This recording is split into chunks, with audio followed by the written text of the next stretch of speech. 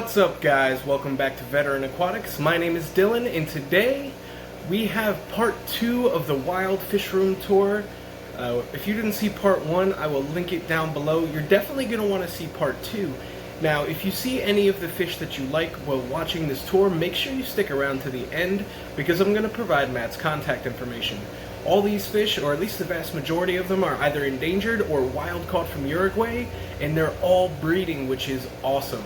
And the best part is, he wants to get them into the hands of more people. So again, if you like anything that you see, if you want some fry of any of the wild caught cichlids, some of the live bears that he has, make sure to stick around to the end, because I will provide Matt's contact information. He will ship, or you can go ahead and set up a porch pickup with him in Poolesville, Maryland. So without further ado, let's go ahead and get started. These are Cyclosoma dimeris from Rio Cuaro.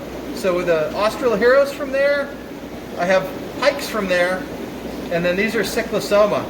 These are probably the only ones, and as it turns out, I think that's a female, and the rest of these are males, and I have another pair, and they're fry over there. When you're collecting fish from the wild, you want to get not just the biggest, prettiest ones, but some smaller ones too. Look at that one. Hard to see. Really pretty blue fish, and not too aggressive. That's about as big as they get. The biggest wild one we caught was about 4 inches. So these guys are bigger than wild. So when you're out collecting, do you use just nets? Dip nets. Yep, dip nets, cast net. Seine. These we dip netted all of them. They were kind of in the weeds. Right. Good, pretty fish. Absolutely. These guys get the blue on their faces. It's hard to tell here, but you know, if you see good pictures of all of them, you can tell the difference. Like the location of these are distinct from Bella Union, which are probably 100 kilometers away. Or the Zanya Honda, same species, just different variety.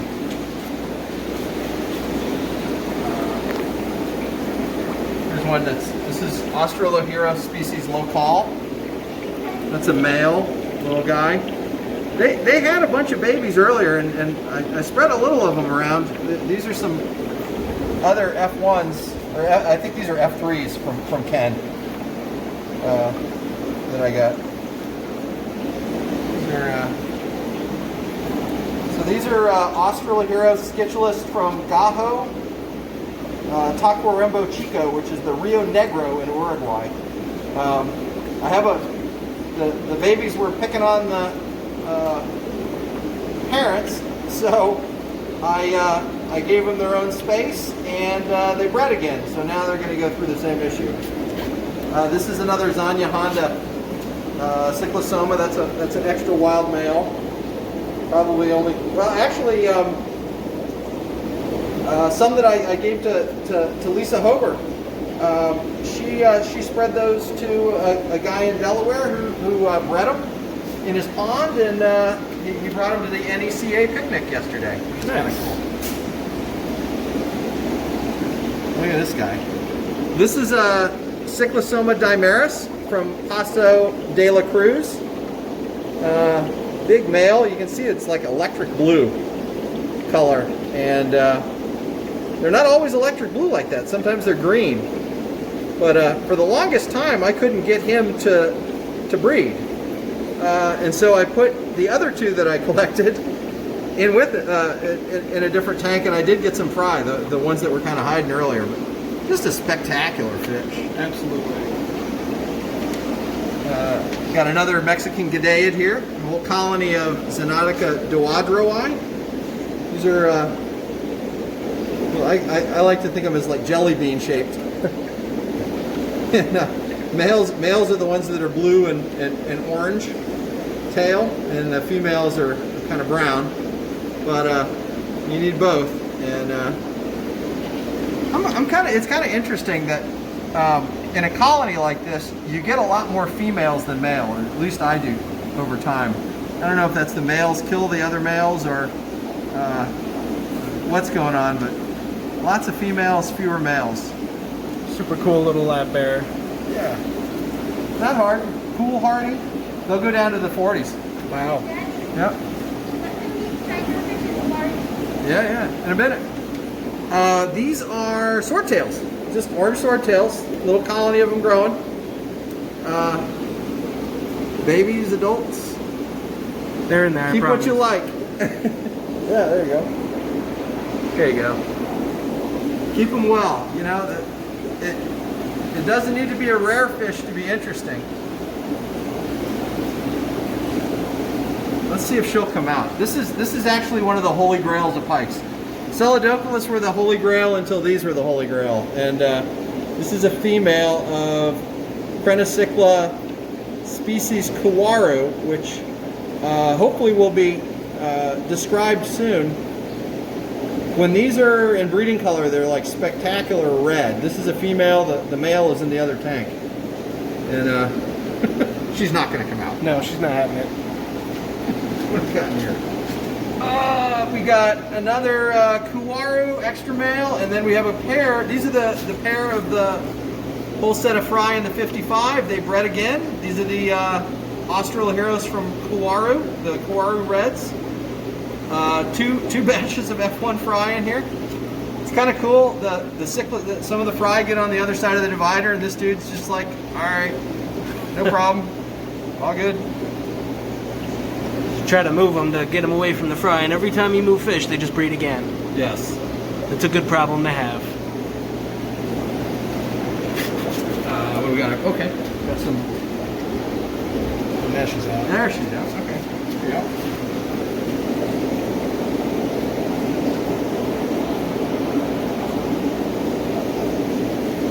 It's an awesome pike cichlid. I love pikes. They're not actually super aggressive, which is nice. I don't know. Oh, yeah. These are still small. I got them from Mark Denaro. This is a kind of Gymnogeophagus from Paraguay, and they're doing just great, which I guess is farmed in Asia. Really? Right? Made a long trip, but did it. Gaho F1 fry. Australoheros Cichlids from Gaho. There's a lot of them. Yeah, there are. The pair has a whole bunch of fry down there too. Here's a pair of Cyclosoma dimeris from Rio Kawaru. And you can see the bigger male, the smaller female. The same as the ones in the 55 over there that had that. You can see there's just a million little babies in there, and they're over the hump on eating super small food. They'll just chomp on flake, or I feed them encapsulated brine shrimp eggs. Okay. Yeah. Did you get how pretty that is? That's a gorgeous fish. That's the female. That's why I like the Australoheros, the Chanchitos, because they're just gorgeous when they're in breeding dress. Absolutely. Not many people keep those fish. I don't know why. I do. Same here. These are just gorgeous fish. I can just remember back to catching these fish with Felipe Cantera, who is since passed. Just a lovely person, wonderful man. Knew everything about these fish. And, kind of remembrance of him. I don't think the camera shows the sheer amount of fry in here. 'Cause there's just so many. There's 2 spawns of big fish. Probably 500 babies, maybe? I don't know. I hope all of them Just trying so don't hard get with to an that inch. flick. They eat. Chanchitos will eat each other. There'll be like a big one that eats a bunch of them. I'll get these guys going. Let's see if they'll come out in a minute. So these are. I moved that pair of Cyclosoma from Kawaru because they spawned before. These are the prior F1 fry, and they have more down there. We've got some Potomac River mosquito fish in here, and some Cyclosoma La Palma F1 babies, probably the only ones in the world. These are collected once and not since, and they're I'll show the adults in a little bit, but they're a gold Acara. really pretty, sparkly, and not aggressive at all. Different than a Dimeris. Whether they're technically a different species or not, I don't know, but something a little different. Different personality too. You can see them; they're getting there. Yeah. Probably 3 months, 4 months old. Even see a little bit of gold in them.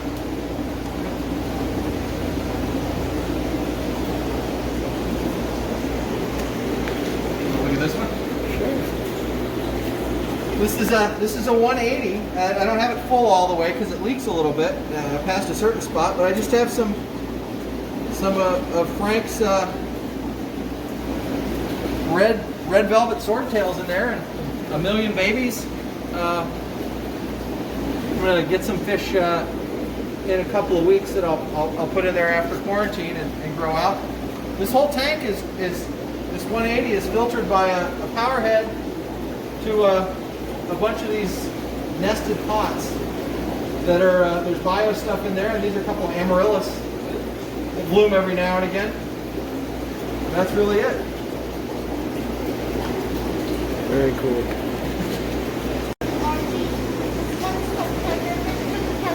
Tigerfish? Yeah. And it has sharp teeth. He does have sharp teeth. These are two Australiheros that are of the same type as Local and Red Sabal, which is the one that's in the hobby is called Red Sabal. I collected both of these, and really neat. This one's actually on the road to Red Sabal. He's the better part of 10 years old, and just living his best life here. Really pretty fish. My colony of Amica splendens, which is a really endangered Mexican livebearer. You can see some adults and some babies. Do males or females have yellow tails, Tank? Nope, the males. Males do. I don't know much about this. You know. I have a feeling you're gonna learn. You're gonna learn. The natural sunlight just brings out the color on these gideids. These are Ataniobus toweri. It's a different gideid, and the males get this really pretty blue. You see, they're starting to have some babies in the tank as well. I've historically had to take them out to spawn, but it's not as big as they get. These are the kilometer 10 cyclosomas from Ken. These are F1s. Similar to the La Palma. Not exactly the same, but pretty fish. They get kind of gold. It's kind of my thing. I'm going to have to go there and collect some. How many times do you think you've been to collect? I think I've been 6 times to Uruguay now. Wow. Yeah, these are a little hard to find. They're little livebearer. There's one in the back there called Carl's Rubia Kitteri. I'm going to get Uruguay next time. I hope so, Tay. I think there's 1 female and 4 males in there. That's quite the ratio. Yeah, I'm just leaving them be. So maybe one day I'll look in there and there'll be a bunch of babies, but you know. It seems to be the running theme in this fish room.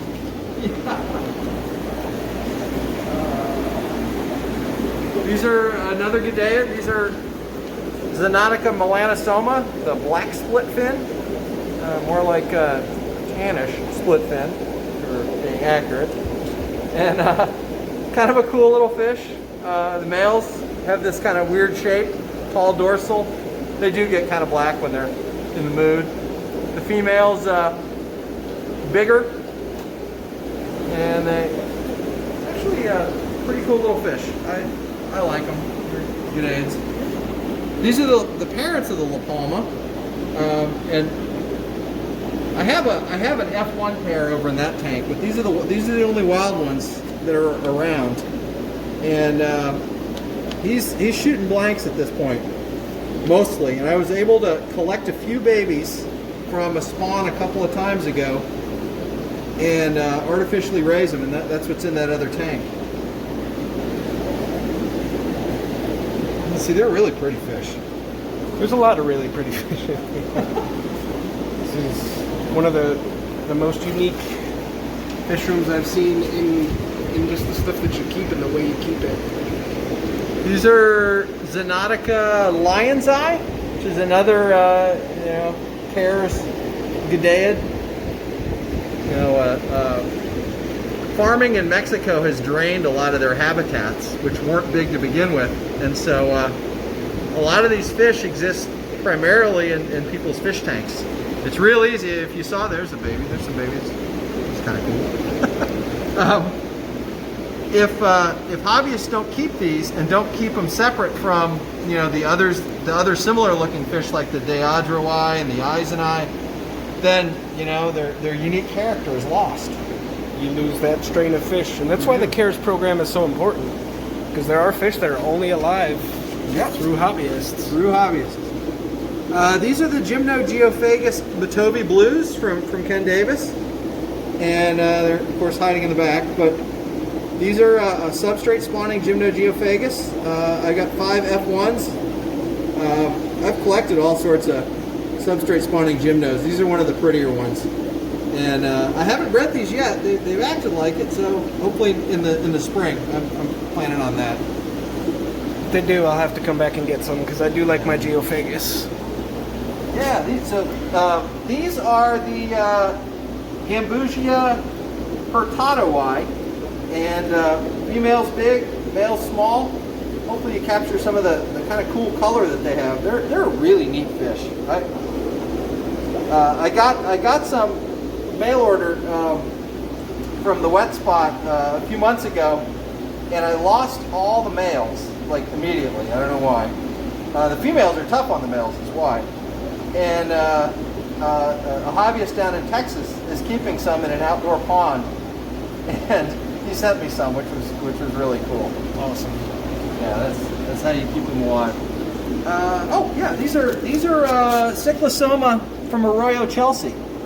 So this is probably the only wild pair in existence. They're quite elderly. Their fry were picking on them, and so I put them in here, and they'll recover and probably spawn again soon. Just like a really nicely bonded couple. They've been together for 10 years probably. This is really neat. And the finnage on that male is incredible. I mean, his dorsals are all the way past his tail fin.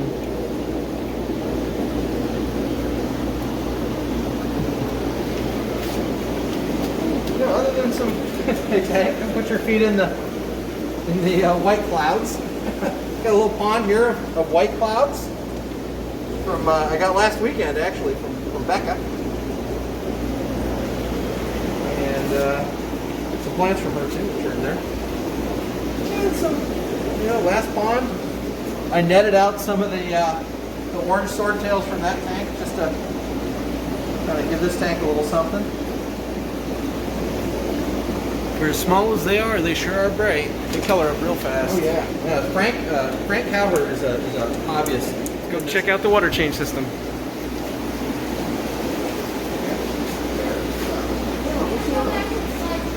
Okay, Tay, can you say bye? Say bye? Here's a pair of Paso de la Cruz. I can move the float out of the way. I didn't scare them. That's the blue one. You can see what they look like in a slightly different conditions. Just really pretty fish. Bigger than some. So what do you feed? I mean, we saw flake food, lots of flake. So I tell you that I get all my stuff either from Your Fish Stuff or Super Cichlids, and I feed quality flake food.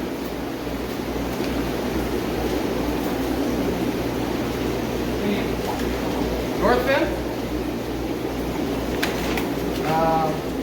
And I feed TheraPlus.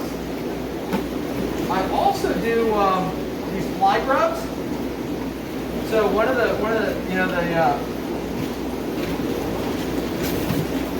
these are just you can order these, and they're mostly for chickens and stuff. But if you buy them by the bag here. This whole like 5-pound thing of fly grubs was like $30. And so fish love these. So when I put containers of food together, I usually mix up a variety of the foods, and I put some of these in it too. And for little fish, you just sort of grind it up with your finger. For bigger ones, like these chanchitos, they'll eat them whole. That's a pretty good hit. Yeah. Got the phone that time. That old guy will miss because he can't see. Aw. I'll grind it up for him. But watch these sunfish holes. Go at it. Absolutely voracious. Voracious. It's really neat. I mean, I caught all of these in one afternoon with Taylor. Nice. Yeah. So if you can't collect in Uruguay, you come collect at home. Yeah. There are some really neat native fish, and a lot of people don't even think about that when they're These looking don't to look put like something much together. now, but once they get a little size, they get really nice and purple. You can see the start going. And there's different species. We're going to go up to Frederick next weekend probably and collect some. There's a pond with some crappies in it. We'll go check that out, see what we can find. Even just those, I just dip netted by the side of the stream. Okay, where are we? So, I'll show you how the water changing system works. The secret to all of this is doing a lot of water changes. And the secret to water changes is trying to automate it as much as possible. If you can make it easy, then you'll do it. And all of my tanks have at least one of these on it. This is a PVC overflow. You can see it's just a 6-inch, 90, little piece, 90, 8-inch. That. And basically how it works is you get a siphon going, and it goes up to this level. And when the water goes over that level on the tank, then it drains. So you can see this one, I have 2 of them on this big tank because I have multiple streams of water going in, and it drains just directly into here. This drains actually goes out into my yard. I'll use it for watering our raised beds when we get those in. But the rest of it, I have a drain, a central drain around the fish room. Every tank just about has one of these. I have a few tanks that are not on the system, but trying to get them off. And I have a little pump here. Someday I'll get one of the pumps with the automatic turn on and turn off with the, but that's what I had. I have a hot water heater, automatic hot water heater. Took extra electricity out here to put that in, but basically what I do is I can clear out. There's no water in the system. I have it on multiple drip systems. This is just irrigation drip system that you can get at Home Depot or online at Drip Depot. That's where I got mine. And I have at least one tube to each tank. Most of them I didn't put drip emitters on. Some of them I just have controls if I don't want too much water in. But I just turn the water on. This one goes to this system. So the main system is this one that goes to the middle rack of tanks. This one goes to all the rest. And you can see it'll start in just a second. There it goes. So I got scared of doing an auto water change system, so I just use a pool pump. Yeah. And when I'm finished, I should have about as many tanks as you. Maybe not as many big tanks. You know, I consolidated. I wanted big tanks rather than little ones. Makes sense. It makes a difference because you can keep different fish in a big tank than you can in a little one. And big tanks are a little more forgiving than small ones. You can get away with less maintenance. And so what I do is I just sorry with the noise here, but once it starts draining through, the pump will will start draining into here. I didn't add chlorine remover because I'm not going to put in that much. If I was going to leave this on for a while, I would go through and put chlorine remover in all the tanks. But I try to do this at least once a day, sometimes twice, sometimes 3 times. It's very, very frequent water changes. Yeah, and it's just turned the water on. When it's that easy. It's just that easy, right? And, mine is an all-day escapade. Yeah. You can see,